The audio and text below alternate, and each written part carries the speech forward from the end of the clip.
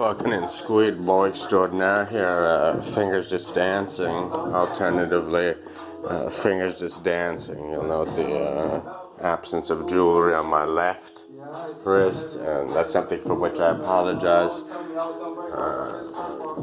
Giving the wrist a break. Want to discuss this Citizen Eco Quartz. It's a solar powered quartz watch under the Eco Drive line. Probably the nicest dress watch I've seen at its price point. Although this color configuration isn't for me. This is what they call the rose gold tone. And it really isn't rose gold. It's something like bronze or coppery.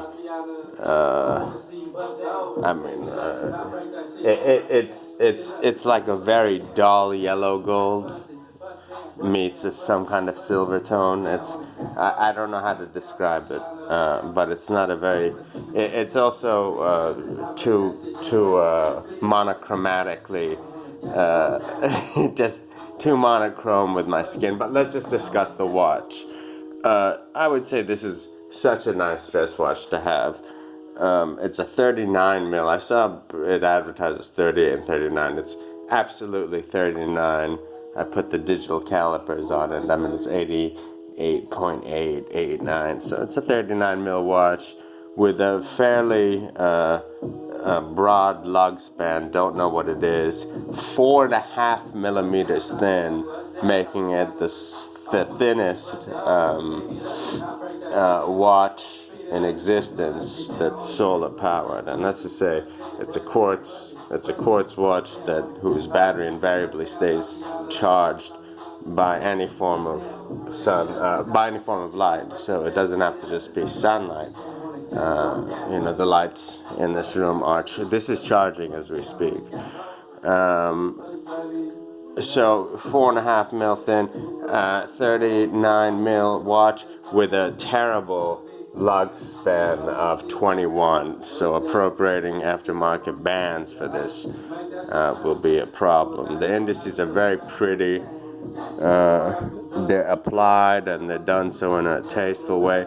I also note on nice watches, there's very little space between the crystal, sapphire in this case, and where the dial begins. I love that aesthetic. I mean, really, from a distance, if you don't see that Citizen logo at 12 o'clock, which no one looks at, you're looking at a Piaget, you're looking at a Jaeger-LeCoultre, you're looking at an Audemars Piguet dress watch, a Patek Philippe. This does not have the aesthetic of a $200-something Citizen, or maybe even less, depending on where you get it from.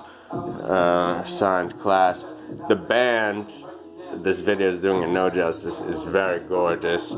21 mil, semi-glossy alligator. It's just so chic, and it looks right. And despite the fact that the watch is so thin, you'll see that the case, while thin, the lugs graduate in thickness, so they don't look. So this, 3 or so millimeter thick band doesn't look ridiculous on it. If those lugs were very thin, the band would be out of proportion. One thing is, I've seen this in every color combination, excluding the one I want. Black on black sex attack. I want a black face with a steel silver tone case on black leather. That option's unavailable. They have two-tone in that configuration, but not this. Oh no, they don't have two-tone in that configuration. What am I talking about? They have a blue face in that, and I hate blue-faced watches. So you can get the black on black or black-faced one on steel, but the strap. The strap is okay. It's not a very gorgeous one. I was considering it.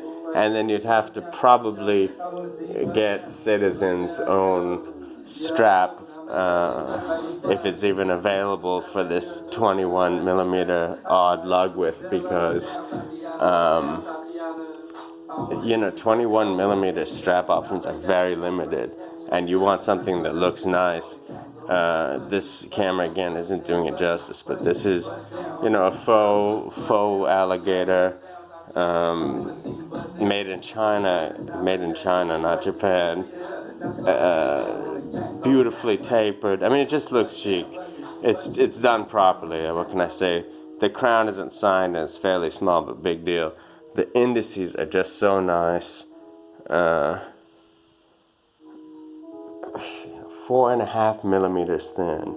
It's advertised as like 475. It's thinner than that, and it fits my wrist very nicely, I think.